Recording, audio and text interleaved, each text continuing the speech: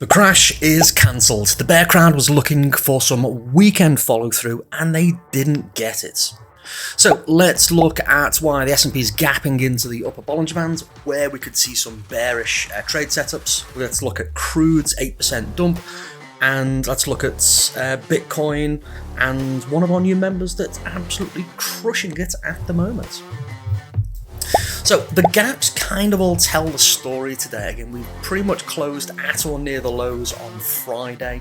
A lot of people would have been looking at this, certainly the pattern range trader crowd would be looking at this as a potential for the breakout, and quite literally we're seeing price springboard in the other direction. Crude oil is also doing the same thing. We've got a nice strong trend. This is still technically a dip in the context of an uptrend. So I would imagine that, as we'll see later, about $80, $81 is going to be that kind of crucial point of, is this where it's going to turn, find support, or we're going to break down and possibly push down to that kind of 68 level right there. And Bitcoin didn't get the memo. Let's look at that one as well. So the SPX, now just keeping myself honest for a second, I closed most of my swings out on Friday. I put the expectation of a sideways movement into execution. I was looking at the 17th as kind of the blueprint. We had that bull setup. It just meandered sideways for 1-2 days, and then it did something. In this case, it gapped down. Now, interestingly, we had exactly the same situation, 1-2 sideways days. So that was the trade that I placed. So instead of holding over the weekend, I closed my positions on Friday. Now, what's interesting is we have that same sideways then gap move. In this case, it's like sideways, and then we've got this huge bull gap, and we're going to be popping up about 70-80 points if the pre-markets move ultimately holds. So it wouldn't surprise me if we go from the bull tag and turn, we're going to be straight above the upper Bollinger Band. So it wouldn't surprise me if we saw a bear tag and turn setup. And the software is going to highlight all the details for us. One thing to just be aware of with this particular setup is if there's going to be follow through on this gap high. I don't think there will, but that's just my opinion. The software will let us know what's going on. So that bearish tag and turn could fail quite quickly within a couple of hours. So just keep an eye on things later today after the open if that particular setup develops. Russell again remained bearish. We're gapping up 20-30 points on the Russell. So the thing to keep in mind here is, although we didn't get the bull setup, it was one bar away from actually setting up before the end of the weekend. That's just the way things go. So we've got this bearish swing on, and just with the way that we do our income trades for between 1 and 3 days, again, it was bearish. We would have closed out for Friday anyway, and looking for a brand new entry. So the system, the chart's technically bearish, but the way that we trade our options, they've already closed anyway. So we are going to see price gap higher. We're going to be above the Bollinger Bands. What we'll probably see is a brand new bear setup, a new bear tag and turn. So, again, keep an eye out for that. But in the same way as with SPX, just keep an eye out later today for the failure of that. Because again, if we do see some follow through on this bullish move, again, I don't think we will, because the market's gapping on quite literally nothing news. So just keep an eye on these things. I don't think it's going to be it's more of a knee-jerk reaction to what happened over the weekend, as opposed to something fundamentally has changed. So again, just keep an eye on these things.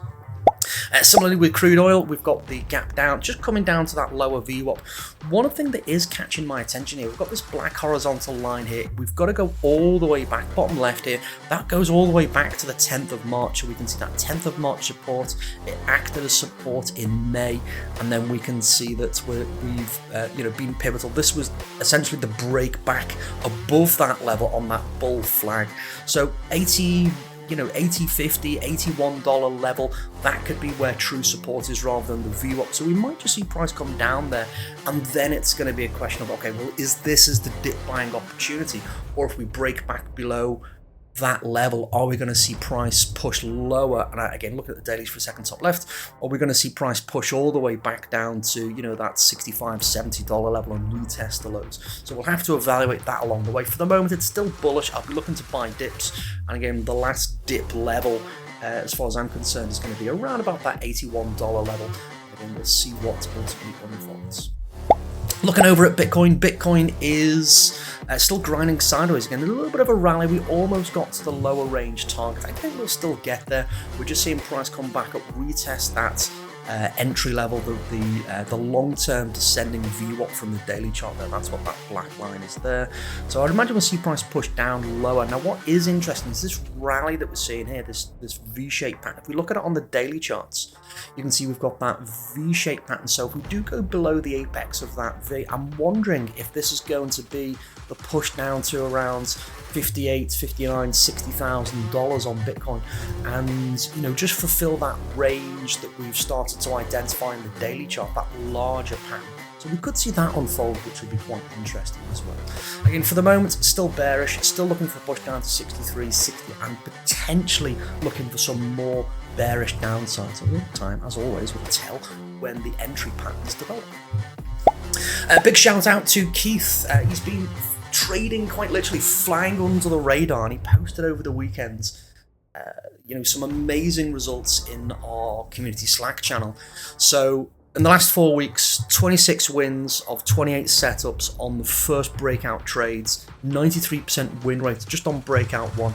So absolutely well done, Keith. Absolutely crushing it. Just keeping his head down, flying under the radar, and then this just pops up over the weekend.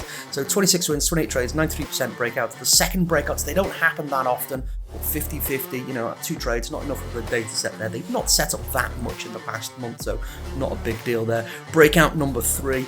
We need to do some work on there, don't we, Keith? But again, well done. Still overall a great result, net profitable for the month. So those first breakouts really working well for you. So absolutely awesome. Learning the process and just a few tweaks and making it your own strategy and your own system. So getting very well done indeed. And that's it for today. Happy trading. As always, less brain, more gain. And again, I'm not smarter than the system. Again, I've put a lot of research, time, effort, energy, sometimes crying, rocking gently in the corner, into trying to make mechanical systems profitable, not just for me, but for you, me, and everyone else who wants to follow these processes. So if you want to learn a little bit more about them, click the link in the description, and may your trades be smoother than a cash pay codpiece. And I'll see you on the next video. Bye for now.